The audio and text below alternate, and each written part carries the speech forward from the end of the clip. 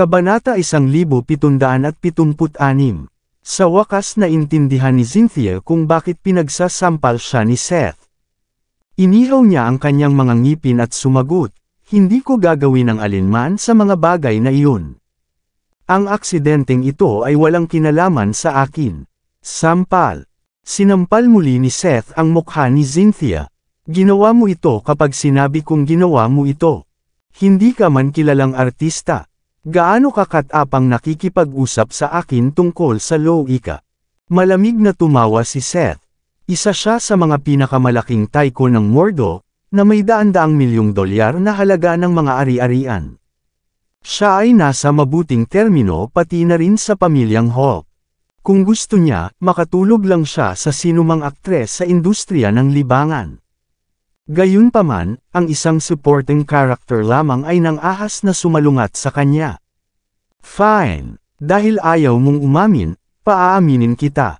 Hinawakan ni Seth ang buhok ni Cynthia at kinaladkad siya sa isang silid sa gilid. "Gagawin kitang maglingkod sa akin ng mabuti. Pagkatapos, lumuhad ka sa harap ng aking asawa." Paano pumayag si Cynthia sa mga salitang iyon? Nagsimula siyang magpumilit ng labis. "Tatawagan ko ang pulisya. Hindi ako naniniwala na ang mundo ay hindi makatarungan. Hindi ako naniniwala na masasabi mo ang anumang nais mo nang walang anumang mga kahihinatnan." Si Cynthia ay nakipagbaka sa lahat ng kanyang lakas, at itinulak si Seth palayo. "Hahabulin kita." Ang natitirang mga batang babae doon lahat ay nanginginig sa takot. Sumigaw sila, "Huwag tawagan ang mga pulis, Cynthia. Tumakbo. Tapos ka na kung mahuli ka niya." Nakita ng lahat na interesado si Seth sa kagandahan ni Cynthia. Kahit na sinubukan ni Cynthia na labanan siya ng one-on-one, malinaw ang kinalabasan. Ang pinakamagandang bagay na dapat gawin ni Cynthia ay ang pagtakas kaagad. Tulad ng para sa lahat ng nangyari, maaari lamang niyang harapin ito sa ibang oras. "Tumakbo. Maaari ka bang tumakbo kung hindi ko ito pinahihintulutan?" Nagmarcha si Seth at sinipa si Cynthia, nang nadulas niya mula sa kanyang pagkakahawak. Maliit na batang babae. Ito ay isang pagpapala para sa isang supporting character na tulad mo na makatulog sa akin. Hindi ba itinuro sa iyo ng iyong mga magulang? Upang mabuhay bilang isang supporting character, kailangan mong makisama sa maraming tao. Bakit ka nagpapanggap na walang kasalanan sa harap ko?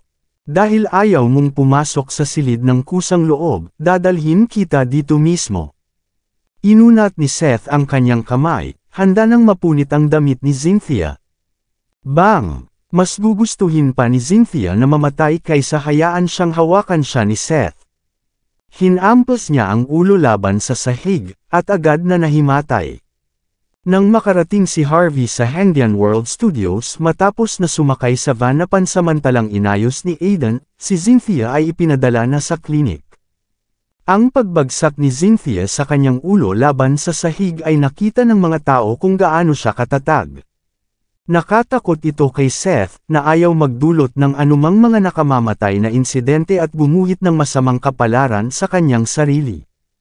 Sa huli, pinayagan niya si Cynthia na tretuhin sa klinik. Gayunpaman, pinayuhan niya ang mga kawani ng klinik na huwag hayaang umalis si Cynthia, kahit na ano. Samantala, ang iba ay tumawag ng isang ambulansya para kay Stacy. Nang makarating si Harvey sa klinik, ang mukha ni Cynthia ay napinsala ng masama habang ang kanyang katawan ay natatakpan sa mga pilat. Ang kanyang ulo at bibig ay natatakpan din ng dugo, siya ay nasa isang kakilakilabot na tanawin. Nagyelo si Harvey sa tanawin. Hindi niya inasahan ang isang bagay na mangyayari ng malaki habang siya ay nasa kalsada ng halos kalahating oras. Ano ang nangyari dito? Malamig na hiniling ni Harvey, sinusubukan na sugpuin ang kanyang walang tigil na galit. Ang mga batang babae na mga kaibigan ni Cynthia lahat ay tumingin sa bawat isa, hindi alam kung ano ang sasabihin. "Hey! Nakakatawa! Ano sa palagay mo ang nangyari?" Nakuha ni Cynthia ang bituin na si Stacy sa panganib, kaya itinuro sa kanya ng kanyang asawa ang isang aralin. Salamat sa kabutihan ni CEO Keaton na tulad ng isang mapagbigay na tao. Kung mayroon man, ang babaeng fox na iyon ay magtatapos sa kanya. Ang isa sa mga kawani ng klinik, isang babae na may singkit na mata, ay nagsabi nito habang siya ay nag-scroll sa kanyang bagong telepono na Apple na dati kay Cynthia. May malawak na ngiti sa kanyang mukha. Nakakahiya na si Cynthia pa rin ay walang malay, dahil hindi nakuha ng kawani ang password ng telepono. Sa gayon siya ay nasa isang galit na kalagayan, kaya kung bakit siya ay nagalit kay Harvey. Ito ay hindi katulad ng lahat. Si Stacy ay walang imep. Nais ni Director Miller na ilipat ang sisihin, at si CEO Keaton ay labis na hindi makatwiran. Iyon ang dahilan kung bakit lahat sila ay nagalit sa kay Cynthia. Si CEO Keaton ay hindi tao. Mayroon siyang iba pang mga plano para sa kay Cynthia sa buong oras na ito. Hindi na mapigilan ng mga batang babae, at mabilis na ipinaliwanag ang lahat kay Harvey. Sinabi rin nila kay Harvey na halos sinamantala ni Seth si Cynthia. Kung hindi ito para sa matapang na karakter ni Cynthia, magtatapos siya sa mas masamang kalagayan. Si Harvey ay una ng galit, ngunit pagkaraan ng ilang sandali, pinakalma niya ang kanyang sarili. Mabilis niyang naintindihan na ang buong pangyayaring ito ay isang pag-set up lamang laban kay Cynthia. Nasaktan si Stacy at ang karahasan ni Seth ay naging bahagi ng plano. Hindi mahalaga kung sino ang nagtakda ng lahat ng ito, si Seth at ang lahat ng mga kaugnay na tao ay kailangan pa ring parusahan para sa kanilang mga aksyon. Bago pa man masabi ni Harvey, ang kawani ng klinik na babae ay sumulyap at sumigaw sa mga batang babae. Marumi kayong mga artista, manggahas kayo na pamuna kay Director Miller at CEO Keaton. Matapos kong sabihin sa kanila ang lahat ng sinabi niyo, sa palagay niyo maaari kayong mabuhay sa industriya na ito. Kahit na hindi kayo, magdusa pa rin kayo ng malaking pagkalugi. Sinulyapan niya ang mga batang babae, na parang hindi nila alam kung ano ang pinakamahusay para sa kanila. Hindi pa rin sapat ang aralin ni Cynthia para sa kanila. Sobrang natakot ang mga batang babae, na wala ang lahat ng kulay ng kanilang mga mukha. Hindi nila sinasadya na tumakbo upang magtago sa likod ni Harvey, natakot sila ng husto. Huwag kayong mag-alala, pinrotektahan sila ni Harvey sa likuran niya. Hindi nila masasaktan ang sinuman sa inyo. Sa katunayan, susuportahan ko ang lahat ng inyong ginagawa sa industriya ng libangan sa Mordo mula ngayon. Malamig na tumawa ang mga tauhan. Ha! Ang burol na ito ay mukhang bata, ngunit sigurado siyang pinalaki ang pinag-uusapan. Susuportahan mo ang mga ito sa industriya ng libangan sa Mordo, sabi mo. Sino ka? Ginamit ng kawani ang Apple phone sa kanyang kamay upang ituro si Harvey. Babalaan kita ngayon, gisingin mo ang marumi at gawin siyang sabihin sa akin ang kanyang password ngayon. Nasimangot si Harvey nang tumingin siya sa telepono. Malamig siyang humiling, ninakaw mo ba ang telepono ni Cynthia? Ano ang ibig mong sabihin? Hindi ako magnanakaw. Binigyan ako ni CEO Keaton. Wala itong kinalaman kay Cynthia. Bukod, si Cynthia ang pinakamababang aktres na narito. Hindi rin siya karapat-dapat sa mga bagay na ganito. Tanging ang isang katulad ko ay nagkakahalaga ng pagmamay-ari ng isang telepono na nagkakahalaga ng libu-libong dolyar na tulad nito. Ang babaeng kawani ay mayabang at mayabang. Sa kanyang mga mata, ang isang supporting character na tulad ni Cynthia ay walang karapatan sa pagmamay-ari ng tulad ng isang mamahaling telepono. Siya lamang ang nagkakahalaga ng pagkakaroon nito. Pinahigpit ni Harvey ang kanyang mga mata. Hindi siya nagmamadali upang gumawa ng anumang mga aksyon. Sa isang emosyonal na mukha, nagdial siya ng isang numero. Nasa Hengdian World Studios ako ngayon. Maraming personal na pag-aari ang ninakaw. Magpadala ng ilang mga inspector para paimbestigahan ng sitwasyon. Kalmado si Harvey sa telepono. Tinawagan mo ang mga pulis. Tumawa ang mga tauhan sa tanawin. Brat ka, sa palagay mo ba talaga na ang mga pulis ay mag-aalaga ng mga bagay dito? Alam mo ba kung paano gumagana ang Hengdian World Studios? Ang 4 na nangungunang pamilya ng Mordo ay namuhunan sa studio, kasama na ang pamilyang Hall. Nang walang isang espesyal na paanyaya, kahit na ang mga pulis ay hindi maglakas loob na pumasok sa lugar na ito. Nakaramdam ng tagumpay ang mga tauhan. Sa kanyang paningin, ang awtoridad ni Seth at Fred ay hindi maetugma. Ang isang tulad ni Harvey ay hindi rin magiging sanhi ng isang alon dito, hindi pinansin ni Harvey ang mga tauhan na naiiwan ang emosyon. Kinuha niya ang mga gamit sa klinik at sinimulan ang paggamot sa mga sugat ni Cynthia. Si Harvey ay hindi doktor, ngunit mayroon siyang pangunahing kaalaman sa medikal sa kanyang oras sa larangan ng digmaan. Sa loob ng 15 minuto, ilang mga kotse ng pulisya ang nagpark sa labas ng Hengdian World Studios. Binuksan ang mga pintuan ng kotse upang ipakita ang isang dosenang inspector sa uniforme. Sinubukan ng ilang mga security guard sa paligid ng lugar na pigilan ang mga ito, ngunit ang inspector na nangunguna sa grupo ay sinipa sila mismo sa lupa. Pagkatapos ay nagmarcha sila patungo sa klinik sa isang tuwid na linya. Ang inspector na nangunguna sa pangkat ay nagsaludo sa harap mismo ni Harvey. Sir York, ako si Jay Bourne, kapitan ng Mordo Police Station mula sa distrito ng Hengdian. Binigyan ako ni Miss Lynch ng isang tawag bago. Mangyaring ibigay sa amin ang iyong mga order. Tiyakin naming gawin ang mga bagay sa pamamagitan ng libro. Nang inig ang mga tauhan ng bahagya matapos makitang lumitaw ang ganap na armadong inspector. Wala na ang kanyang pagmamataas. Hindi niya inaasahan na ang mga pulis mula sa distrito ng Hengdian ay talagang lilito dahil lamang sa tawag ni Harvey. Ang telepono ni Cynthia, Hermes bag, Cartier na relo, singsing, at pera ay nawala, at ang iba pang mga bagay. Noong nakaraan, tinanong na ni Harvey ang mga batang babae tungkol sa nawawalang mga pag-aari ni Cynthia at kung sino ang kumuha sa kanila. Hanapin niyo ang mga bagay na iyon. Arestuhin ang mga taong nagnanakaw sa kanila at makitungo sa kanila ayon sa batas. Itinuro ni Harvey ang mataas at makapangyarihang kawani at sinabi ng mahinahon, narito ang isa. Ninakaw niya ang telepono. Ang mga mata ng kawani ay kumapit ng walang tigil. Bulalas niya sa gulat, hindi ko ginawa. Hindi ako. Ibinigay ito ni CEO Keaton sa akin. Kung tutol ka sa kanya, sinusubukan mong patayin ang iyong sarili.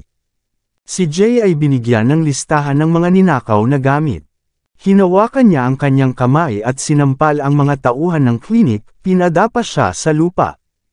Siya ay malamig na bumulalas, pas-asan ito. Tinakpan ng kawani ang kanyang mukha at sumigaw, hindi ko ito ninakaw. Hindi ko ito ginawa, kasalanan ko, kasalanan ko. Tumayo si Harvey at nanunood ng tahimik. Mayroong malinaw na ang iba pang mga kadahilanan na nangyari ang lahat, ngunit ang pagkuha ng panig ng kasamaan ay isang krimen pa rin. Matapos mabugbog ang mga tauhan, inutusan ni Jay ang kanyang mga tauhan, kumuha ng ilang higit pang mga kotse at kalalakihan dito. Pas-asan ang mga taong ito at ipadala ang mga ito para sa interogasyon. Ipaalam sa unit at ang kanilang mga pamilya. Elok ang sinumang kailangang ma-elok, at parusahan ang sinumang kailangang parusahan. Hindi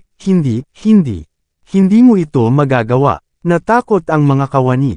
Kung alam ng unit na ang mga kawani ay nakakulong dahil sa pagnanakaw, hindi ito magiging kasing simple ng pagkawala ng kanyang trabaho. Magtatapos siya sa isang kakila-kilabot na kapalaran dahil sa talaang kriminal na dapat niyang dalhin. Dahil sa isang maliit na bagay, nasira ang kanyang buhay. Maaari kang tumayo at manood ng walang pagpapahiram ng isang kamay, ngunit dapat mong gawin at maisip ang mga kahihinatnan kapag kinuha mo ang panig ng kasamaan, mahinahon na sinabi ni Harvey, na kamakaway sa kanyang kamay. Di nagtagal, kinuha ang mga kawani na babae, sa ilalim ng pangunguna ni Jay, kumalat ang iba pang mga inspector. Ang ilan ay namamahala sa paglock sa lugar, habang ang iba ay nakatuon sa pagsuri sa surveillance camera at inaresto ang iba. Ang Hengdian World Studios ay nahulog sa labis na kaguluhan. Ang mga batang babae na labis na nababalisa dati lahat ay tumingin kay Harvey, na puno ng paghanga. Nagawa niyang maglingkod sa hustisya sa isang lugar na tulad nito. Siyempre, may mahuhulog para sa kanya. Sino kayong mga tao? Hindi mo ba alam kung ano ang lugar na ito? Sino ang nagbigay sa inyo ng lakas ng loob na hulihin ang mga tao rito? Halos 8 kalalakihan at kababaihan ang sumugod sa loob sa gitna ng kaguluhan. Si Director Fred Miller ang nanguna, wala siyang kababang loob na ipinakita niya kay Seth Keaton sandali. Sumigaw siya ng mabangis, hindi niyo ba alam na kung ano ang dapat sa pagpunta sa Hendian World Studio? May mga patakaran ng studios pagdating mo rito. Kung wala ang aming paanyaya at kasunduan, kahit na ang mga pulis ay walang karapatang narito. Ang nangungunang 4 na pamilya sa Hong Kong ay bumili ng lugar na ito. Hindi ito sa ilalim ng inyong nasasakupan. Binibigyan kita ng 3 minuto upang palayain ang lahat at makalabas dito. Kung hindi, wala sa inyo ang magkakaroon ng mga trabaho para balikan. Maraming salamat sa lahat ng sumusubaybay. Please subscribe and follow my YouTube and Facebook channel, Filipino Novel. Maraming salamat po. Si Fred ay napaka-mapagmataas. Hindi lamang siya ay isang direktor, siya rin ay mula sa Hong Kong. Kadalasan, gumamit siya ng makabuluhang autoridad sa bansa H. Kahit na ang mga pulis ay hindi nang ahas na hawakan siya. Dahil dito, tiwala siya na maaari niyang yapakan ang mga taong ito na nakatayo sa harap niya. Ikaw ang direktor. Mahinahon na nagtanong si Harvey. Tama iyon, ako. Sino ka? Sampal. Bago pa man matapos ang pagsasalita ni Fred, si Harvey ay kumilos na at sinampal siya ng husto sa mukha. Sa pamamagitan lamang ng isang simpleng sampal, ang mukha ni Fred ay nabaluktot at namaga. Nagyelo si Fred, pagkatapos ay umiyak sa sakit. Tinakpan niya ang kanyang mukha at sumigaw, "Ikaw ay bastard. Gaano ka katapang na sinaktan ako? Hindi mo ba alam kung ano ang kamatayan?" Ang mga tagasunod sa likuran niya ay sumambulat din. "Alam mo ba kung ano ang lugar na ito, brat ka? Gaano ka katapang tumama sa isang tao dito? Sa palagay mo hindi ka namin matatapos." Si Director Miller ay maharlika, at gayunpaman ay nang-ahas ka na matumbok siya. Tapos ka na. Ang karamihan ng mga tagasunod ay tumatalon sa galit habang si Harvey ay lumakad ng walang tigil. Sampal. E paano kung sinaktan kita? Gaano ka kagalang-galang sa sarili mo? Handa akong turuan ka kung ano ang ibig sabihin ng kamatayan.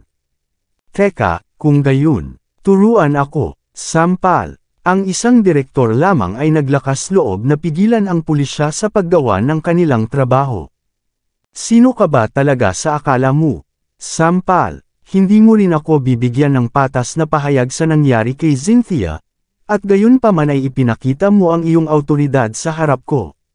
Sampal, hindi ka maaaring kumuha ng responsibilidad tulad ng isang lalaki, kaya't inililipat mo ang lahat ng sisihin sa isang mahina na babae. Sampal, nakakahiya ka, lalaki ka pa ba? E paano kung sinaktan kita? Kahit na binugbog kita sa kamatayan, walang tatayo para sa iyo. Pinag-uusapan mo pa rin ang nangungunang 4 na pamilya ng Hong Kong. Tumawag kay Matthew, tanungin mo siya kung makakasama siya rito. Si Harvey ay hindi nagpakita ng kagandahang loob kay Fred, na nagbabago sa isang inosenteng partido sa buong oras na ito. Isang sampal pagkatapos ng isa pa. Walang tigil ang ulo ni Fred na umikot. Inspector, Inspector, hinahabol niya ako. Hinahabol niya ako sa harap mo. Magmadali at arestuhin siya. Natakot si Fred na talunin.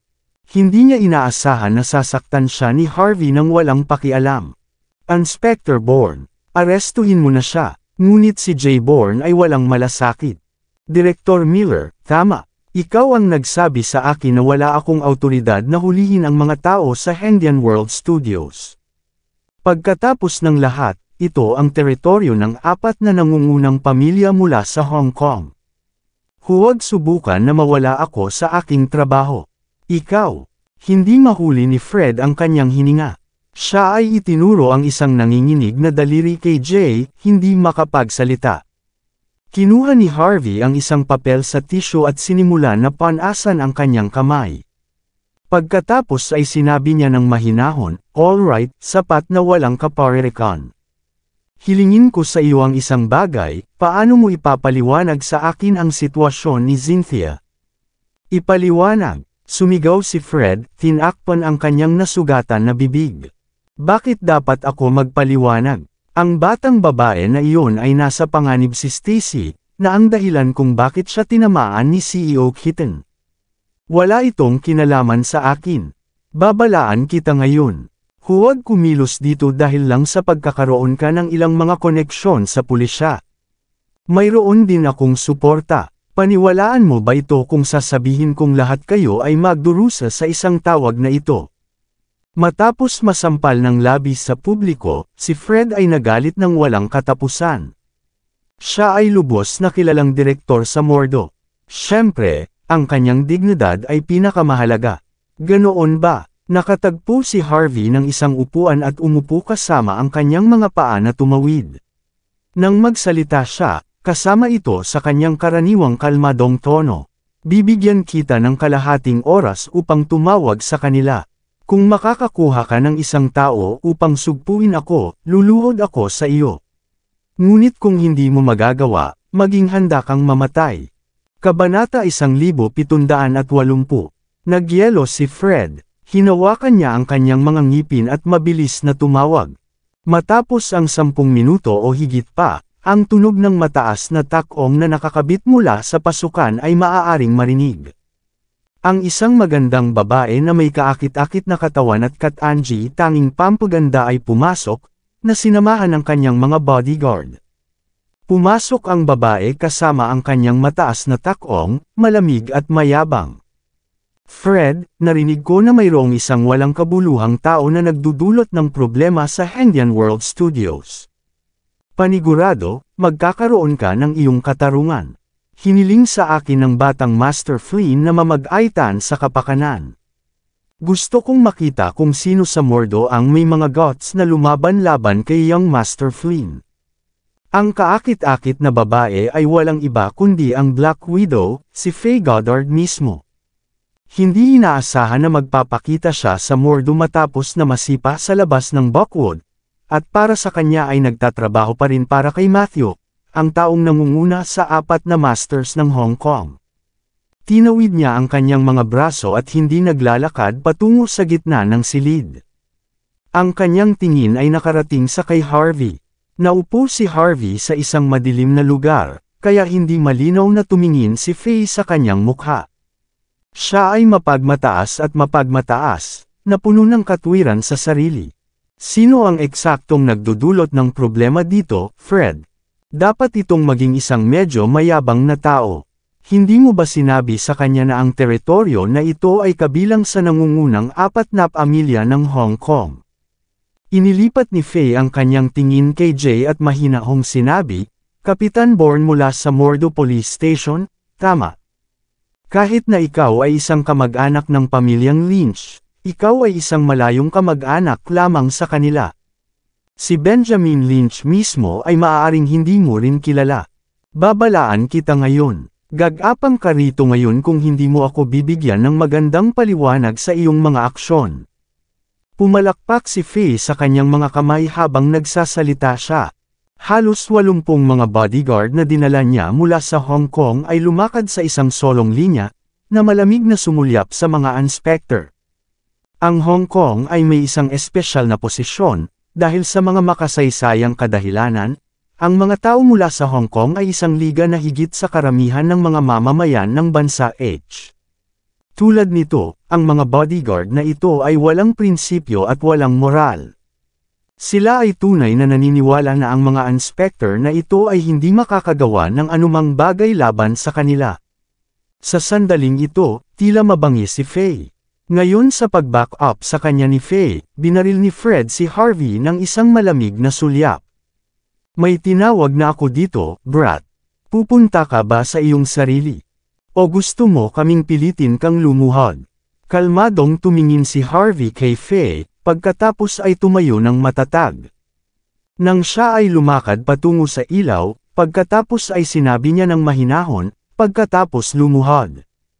Ang mapagmataas na ekspresyon ni Faye ay nawala sa isang iglap.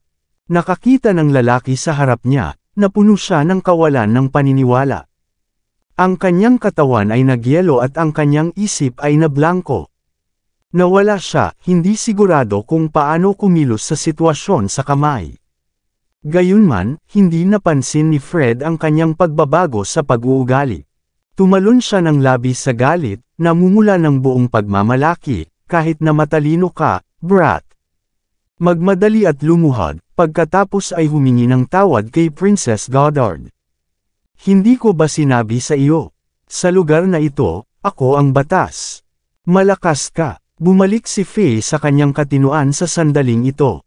Ginamit niya ang likuran ng kanyang palad upang sampulin si Fred. Batas. Anong uri ng batas ang maaaring isang mababang tao na tulad mo na nagpapatupad? Sino ang nagbigay sa iyo ng pahintulot upang patakbuhin ang iyong bibig? Galit na hinampes ni Faye si Fred sa kanyang mataas na takong. Pagkatapos ay lumingon siya kay Harvey, puno ng takot. Sabi ko, lumuhod. Walang emosyon si Harvey. Nanginginig si Faye na natakot, pagkatapos ay hinampas ang tuhod niya sa lupa. Nagyelo si Fred, nagyelo si Jay, lahat ay nababaliw. Ang kanilang mga isip ay tila sasabog mula sa pagkabigla at kawalan ng paniniwala. Wala sa kanila ang nakakaintindi kung ano ang naglalahad sa harap nila.